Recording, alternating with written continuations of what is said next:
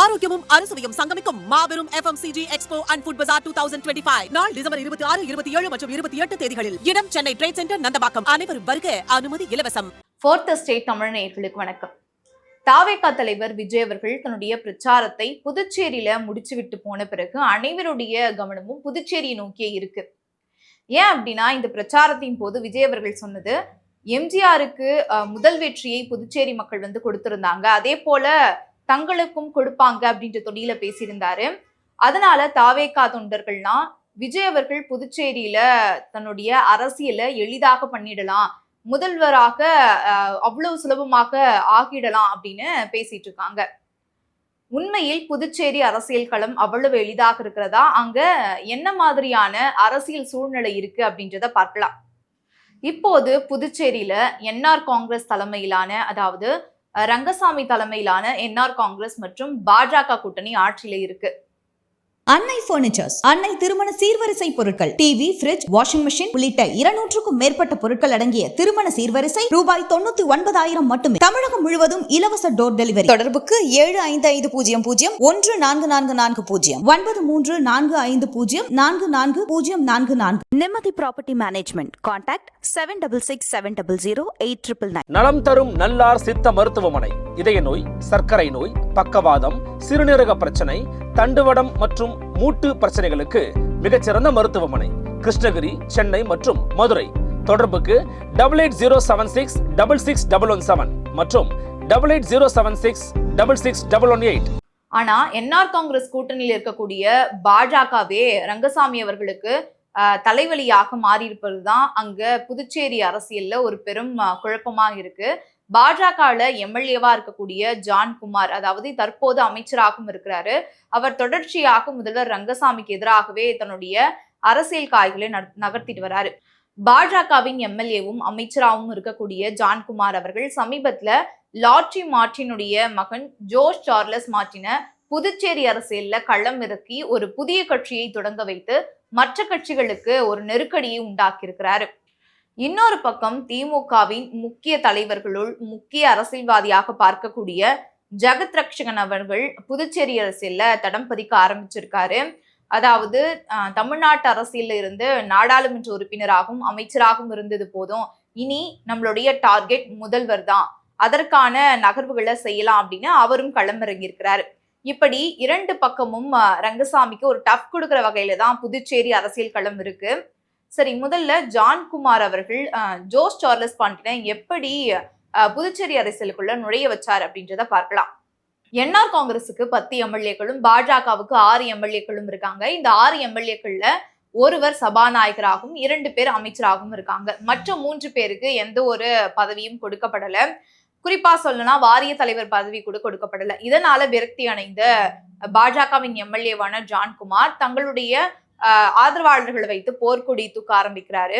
அதன் பிறகு அவருடைய அரசியல் நகர்வை பார்த்தோம் அப்படின்னா, நவம்பர் 18ஆம் தேதி தன்னுடைய பழைய முதலாளி அப்படின்னு சொல்லப்படுற லாட்ரி மார்டினுடைய மகன் ஜோஸ் சார்லஸ் மார்டின அவருடைய தொகுதியான காமராஜர் தொகுதிக்கு நலத்திட்ட உதவிகளை வழங்க அழைத்துட்டு வராரு. அப்போதான் ஜோஸ் சார்லஸ் அரசியலுக்குள்ள நுழைய போகிறார் அப்படின்ற சிக்னலை ஜான்குமாரினுடைய மகனான ரிச்சர்ட் ஜான்குமார் வெளிப்படையாக பேசுறாரு. அவரும் பாஜகவினுடைய எம்எல்ஏ தான். பாண்டிச்சேரியில நெல்லித்தோப்பு தொகுதியில போட்டிட்டு வெற்றி பெற்றவர். என்னுடைய அப்பாவான ஜான்குமார் எம்எல்ஏ விட சார், அதாவது ஜோஸ் சார்லஸ் மார்டின் சார் காமராஜர் தொகுதிய கண்ணும் கருத்துமாக பார்த்து கொள்வார் அப்படின்னு அவர் அரசியலுக்குள்ள நுழைய போகிறார் அப்படின்ற சிக்னலை அவிழ்த்து விடுறாரு ரிச்சர்ட் ஜான்குமார். அடுத்த மாதம் டிசம்பர் 15ஆம் தேதி புதுச்சேரியில ரேடியர் மில் தொழிலாளர்கள் ஒரு போராட்டம் நடத்துறாங்க. அந்த போராட்டத்துல ஜோஸ் சார்லஸ் மார்டின் கலந்து கொண்டு பேசினாரு. அதுல புதுச்சேரிக்கு, அதாவது புதுச்சேரி அரசுக்கு எதிராக பேசியது மட்டும் இல்லாம தான் அரசியலுக்கு வரப்போறேன் அப்படின்னு அவரே நேரடியாக சொல்லியிருந்தாரு. இப்போ இருக்கக்கூடிய சூழல் சரியில்லை, அரசியல் சூழல் சரியில்லாததுனால நானும் அரசியலுக்கு வர வேண்டிய ஒரு நிர்பந்தம் இருக்கிறது, நாங்களும் அதனாலதான் அரசியலுக்குள்ள நுழைகிறோம் அப்படின்னு வெளிப்படையாகவே பேசியிருந்தாரு. இப்போ சமீபத்துல புதுச்சேரியிலும் சரி தமிழ்நாட்டிலையும் ஒரு புயல் வந்தது இல்லையா, அதுல புதுச்சேரியில பாதிக்கப்பட்ட மக்களுக்கு நலத்திட்ட உதவிகளை செய்திருந்தாரு ஜோஸ் சார்லஸ் மார்டின். கிட்டத்தட்ட 3 கோடி ரூபாய் அளவுக்கு நிவாரண உதவிகளை செய்திருந்தாரு. இந்த நிகழ்ச்சியில தான் பாஜகவே ஜர்க்காகிற அளவுக்கு ஒரு சம்பவம் நடந்தது. என்ன அப்படின்னா, இந்த நிகழ்ச்சியில பாஜக எம்எல்ஏக்களான 3 பேர் கலந்துக்கிட்டாங்க. அது மட்டும் இல்லாம பாஜகவுக்கு ஆதரவு தரக்கூடிய 3 எம்எல்ஏக்களும் கலந்து கொண்டாங்க. இந்த நிகழ்ச்சியில பாஜகவின் சார்பாக எந்த ஒரு பேனரும் வைக்கப்படல. குறிப்பா சொல்லணும்னா பிரதமர் நரேந்திர மோடி அவர்களுடைய புகைப்படமோ, உள்துறை அமைச்சர் அமித்ஷா அவர்களுடைய புகைப்படமோ பயன்படுத்தப்படல. இதனால பதறி போன பாஜக உடனே சாய் சரவணகுமாரிடம் இருந்த அமைச்சர் பதவியை பறித்து உடனே ஜான்குமார் அவர்களுக்கு கொடுக்கறாங்க.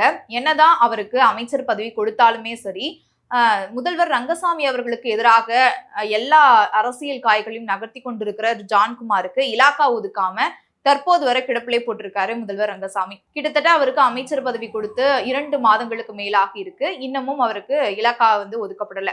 புதுச்சேரியில காங்கிரஸ் கட்சி ரொம்ப பலவீனமா இருக்கு. இந்த சூழலை பயன்படுத்தி நம்ம முதல்வர் வேட்பாளராக நின்னா நம்ம தான் புதுச்சேரிக்கு முதல்வராகலாம் அப்படின்னு இந்த கணக்கு போட்டுதான் ஜெகத் ரட்சகன் அவர்கள் களத்துல இறங்கி இருக்காரு. இப்போதுதான் அவருக்கு முதல்வராகணும் இல்ல புதுச்சேரி அரசியல் மீது ஒரு ஆர்வம் வந்திருக்கா அப்படின்னா இல்ல. எப்போதிலிருந்தே புதுச்சேரி அரசியல் மீது அவருக்கு ஒரு கண் இருந்துட்டு இருக்கு. ஏன் அப்படின்னா புதுச்சேரியை ஒட்டி இருக்கக்கூடிய வழுதாவூரை சேர்ந்தவர் தான் ஜெகத் ரட்சகன் அவர்கள். அதனால அவ்வப்போது புதுச்சேரி அரசியல்ல நுழைந்து என்ன நடக்குது அப்படின்றத முக்கியமாக பார்க்கக்கூடிய ஒரு நபராக ஜெகத் ரட்சகன் இருந்திருக்காரு. தமிழகத்துல ஒரு தொகுதியில செலவிடுற தொகைய புதுச்சேரியில செலவிட்டோம் அப்படின்னா முதல்வராகவே ஆகிவிடலாமே அப்படின்னு கணக்கு போட்டுதான் இப்ப களத்துல இறங்கியிருக்காரு. அதற்கு புதுச்சேரியை சேர்ந்த திமுகவினரை சம்மதிக்க வைக்கணும் அப்படின்றத பேர்ல அவங்கள கவனிக்க ஆரம்பிக்கிறாரு. இதன் தொடர்ச்சியாக பார்த்தோம்னா 2021 சட்டமன்ற தேர்தலுக்கு முன்பாக புதுச்சேரியில திமுகவின் சார்பாக செயல் வீரர்கள் கூட்டம் நடைபெறுது. இதுல கலந்து கொண்ட வடக்கு மாநில திமுக அமைப்பாளராக இருந்த SP சிவகுமார் 2021 திமுக தான் புதுச்சேரியில ஆட்சி அமைக்க போகிறது, அதுல முதல்வராக ஜெகத் ரட்சகன் அவர்கள் இருப்பார் அப்படின்னு ஒரே போடா போட்டுட்டாரு. இப்போது இருக்கக்கூடிய சூழல்ல புதுச்சேரியில எங்க 3 பேர்ல யார் வந்தாலும் மக்கள் ஏற்றுக்கொள்ள மாட்டாங்க, ஆனா நீங்க வந்தா மக்கள் தாராளமா ஏற்றுக்கொள்வாங்க அப்படின்னு சொல்லியிருந்தாரு. உங்களை விட சிறந்த முதல்வர் எங்களுக்கு யாரும் கிடைக்க மாட்டாங்க, நீங்க தான் முதல்வராக போறீங்க அப்படின்னு புலங்காயுதம் அடைந்து பேசியிருந்தாரு SP சிவகுமார் அவர்கள். இப்படி புதுச்சேரியில இருக்கக்கூடிய திமுகவினரையும் சமாதானப்படுத்திட்டாரு. ஜெகத் ரட்சகன் அவர்களுடைய வருகையினால முதல்வர் ரங்கசாமி அவர்கள் அப்செட்டா இருக்கிறாரு. அது ஏன் அப்படின்னா 2014 நாடாளுமன்ற தேர்தல்ல ஸ்ரீபெரும்பூர் தொகுதியில தோல்வி அடைகிறாரு ஜெகத் ரட்சகன் அவர்கள். அதனால ராஜ்யசபா MP சீட்டை நம்ம எப்படியாவது பெற்று விடணும் அப்படின்றதுனால புதுச்சேரியில இருக்கக்கூடிய சில எம்எல்ஏக்களை பணபலத்தால் வாங்கிட்டாரு அப்படின்னு சொல்லப்பட்டது.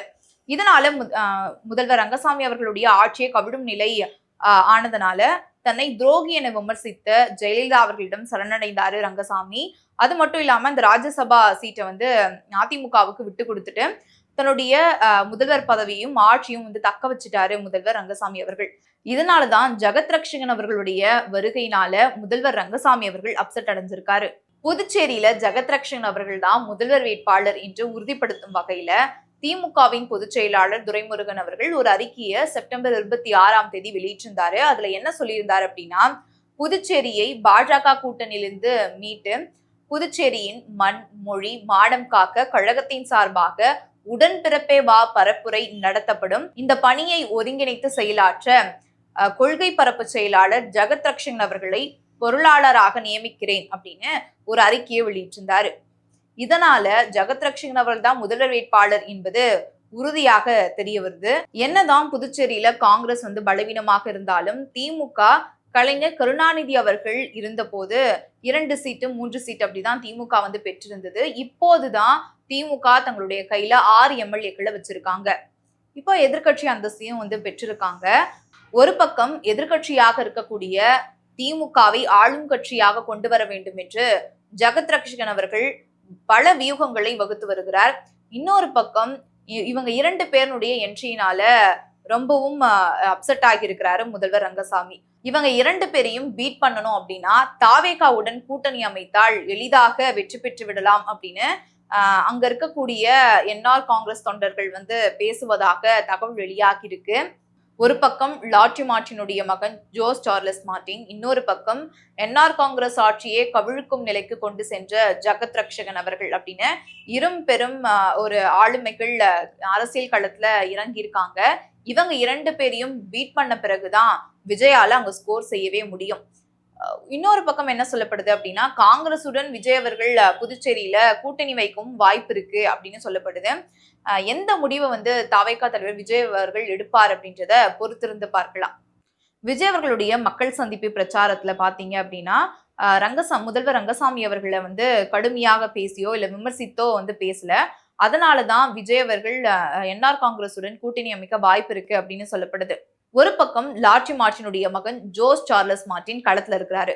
இன்னொரு பக்கம் ரங்கசாமி அவர்களுடைய ஆட்சியை கவிழ்க்கும் நிலைக்கு கொண்டு சென்ற ஜெகத் ரட்சகன். இப்படி 2 பெரும் ஆளுமைகளை தாண்டிதான் விஜய் அவர்கள் ஸ்கோர் செய்ய முடியும். அப்பதான் புதுச்சேரியை அவரால் கைப்பற்ற முடியும். விஜய் அவர்களுடைய அடுத்த கட்ட நடவடிக்கை என்ன, புதுச்சேரியில யாருடைய கூட்டணி அமைய போகிறது அப்படின்றத பொறுத்திருந்து பார்க்கலாம்.